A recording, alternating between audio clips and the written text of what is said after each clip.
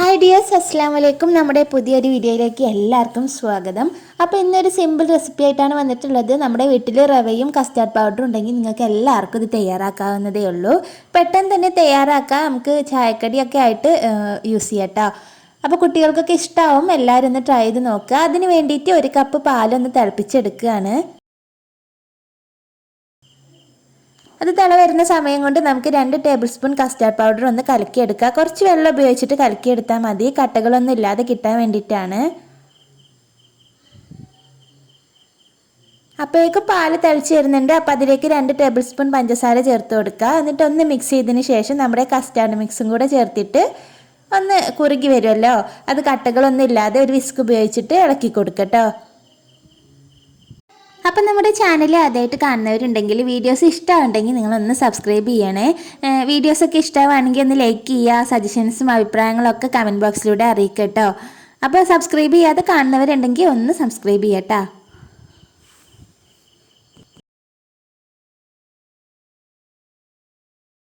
ഇനി നമുക്ക് flame off ചെയ്ത് അത് തണുക്കാനായിട്ട് മാറ്റി വെക്കാം. അപ്പോഴേക്കും വേറൊരു പാൻ അടുപ്പത്ത് വെച്ചിട്ടുണ്ട്. അതിലേക്ക് 2 ടേബിൾ സ്പൂൺ പഞ്ചസാര ഇട്ട് കൊടുക്കുകയാണ്. നമുക്കതൊന്ന് കാരമലൈസ് ചെയ്തെടുക്കണം.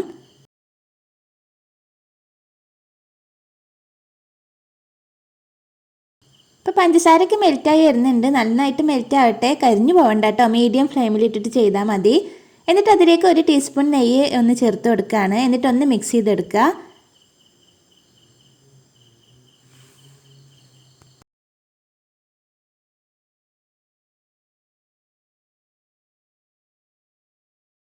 ഇനി ഇതിലേക്ക് 1.5 കപ്പ് റവ ചേർത്ത് കൊടുക്കാം. എന്നിട്ട് ഒന്ന് ഇളക്കി കൊടുക്കട്ടെ. അപ്പോൾ നമ്മുടെ കാരമലൈസ് ചെയ്ത പഞ്ചസാരയൊക്കെ നന്നായിട്ട് കട്ട പിടിച്ചിട്ടുണ്ടാവും. അത് കണ്ട് പേടിക്കൊന്നും വേണ്ട. നമ്മൾ ചൂടായി വരുമ്പം പഞ്ചസാരയും റവയൊക്കെ നന്നായിട്ട് മിക്സ് ആയിട്ട് കിട്ടും കേട്ടോ.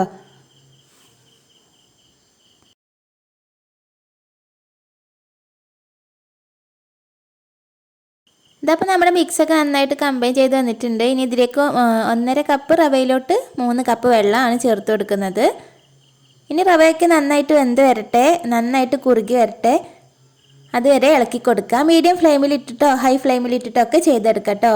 നമ്മൾ ഇളക്കി കൊടുക്കണമെന്നേ ഉള്ളൂ. പെട്ടെന്ന് തന്നെ വെള്ളമൊക്കെ വറ്റിയിട്ട് കുറുകി കിട്ടും.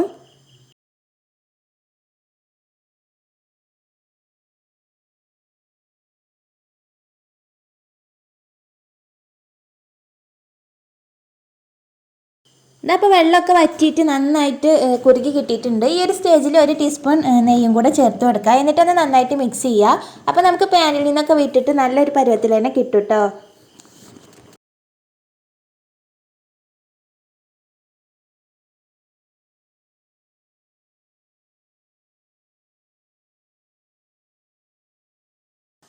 ഇനി ഇതിലേക്ക് നമ്മൾ തയ്യാറാക്കി വെച്ചിട്ടുള്ള കസ്റ്റാർഡ് മിക്സ് ഉണ്ടല്ലോ, അത് ചേർത്തിട്ട് നന്നായിട്ട് യോജിപ്പിച്ചെടുക്കുക.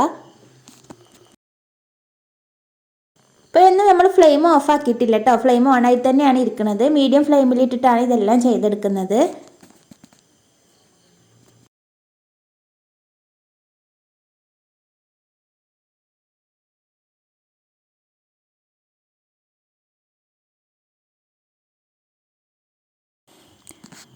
അപ്പോൾ എല്ലാം കൂടെ നന്നായിട്ട് കമ്പൈൻ ചെയ്ത് കിട്ടിയിട്ടുണ്ട്. ഇനി നമ്മളിത് സെറ്റ് ചെയ്യാൻ വെക്കുന്ന പാത്രത്തിൽ കുറച്ച് ഓയിലോ നെയ്യോ ഒന്ന് തടവി കൊടുക്കുക.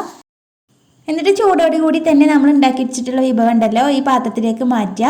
എന്നിട്ടൊന്ന് പ്രസ് ചെയ്ത് സെറ്റാക്കി കൊടുക്കുക.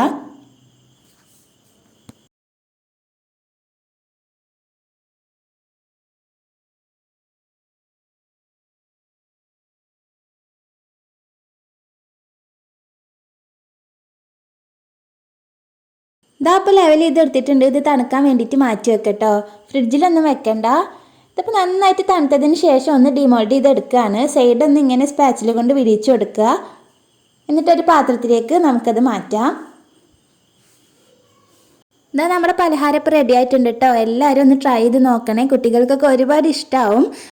ഇതാ ഞാനിപ്പോൾ ഇതൊന്ന് കട്ട് ചെയ്ത് കാണിച്ചു തരാം. അപ്പോൾ നമ്മുടെ ചാനൽ സബ്സ്ക്രൈബ് ചെയ്യാത്തവരൊന്ന് സബ്സ്ക്രൈബ് ചെയ്യട്ടോ. അടുത്ത വീഡിയോയുമായി വീണ്ടും വരാം. അതുവരേക്കും bye, see you, thank U.